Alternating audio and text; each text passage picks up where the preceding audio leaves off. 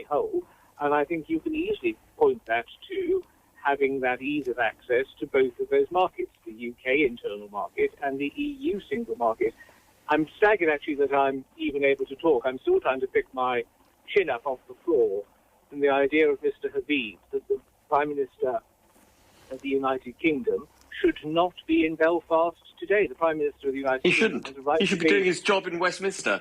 And you should be doing your job, Simon.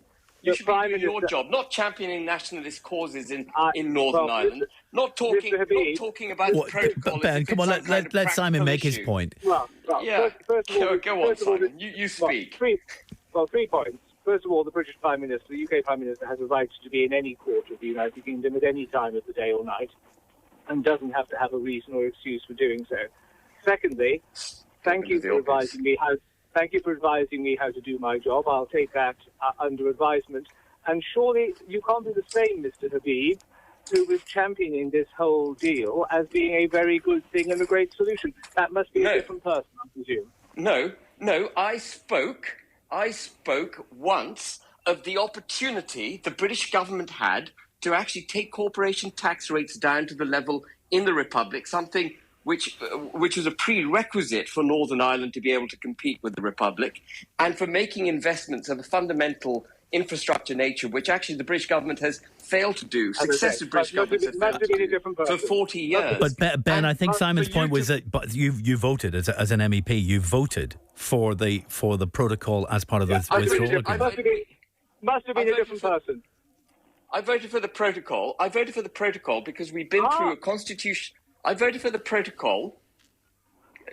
Have you got something to say, Simon? Hello? We're all still here. Oh, okay. I voted for the protocol because we'd been through a constitutional crisis. The British people had elected this government with an 80-seat majority to deliver their deal. And the Prime Minister had promised in his manifesto, and I suggest Simon read it, that the country would leave the European Union as one united kingdom. The Prime Minister has broken his fundamental Brexit promise on which he was elected. But then you didn't understand what you were voting for, Ben. I wrote an article at the time. But Ben, that cannot be the case. It cannot be the case.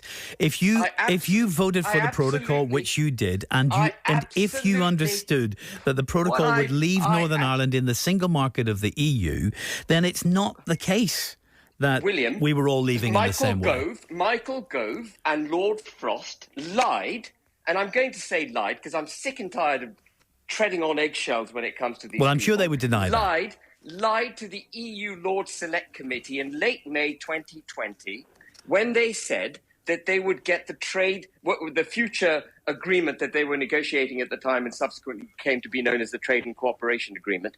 They said they would they would ensure that the Trade and Cooperation Agreement would resolve the issues with the protocol. We were told repeatedly as we went through that late 2019, early 2020 period by government ministers, including the Prime Minister, I'm sure all of that's very interesting. Northern Ireland, but it doesn't change. It doesn't change the fact. I know you haven't, but we're nearly finished. But it doesn't change the fact that you voted for the withdrawal agreement. You voted for the protocol when you were an MEP. I don't know what other people said to you, but you voted for it, and the protocol says Northern Ireland stays in the single market of the EU. So how could you vote for that and then think that Northern Ireland would not stay in the single market of the EU? It forces the question. Did you even read it before you voted for it? Did you understand what you were voting for? I absolutely understood what I was doing. So you understood you were voting for Northern Ireland to stay in the single market? I understood what I was doing, and you need to read articles I wrote at the time. Simon Hall would be well advised to read them as well. And he ought to also read an article written by the Prime Minister on the 12th of September 2020. That's all as maybe, but you still voted for it. You still voted for it. No, but it's in the power. It's in Westminster, and the government has the power to put it right. And they won't put it right. Instead, the Prime Minister is in Belfast trying to pressure unionists to take action to break the union of the United Kingdom. No, I understand. That is unacceptable. Absolutely, and I have read those articles because you sent them to me privately. But Simon, I mean, this is the position we've heard not just from Ben Habib, but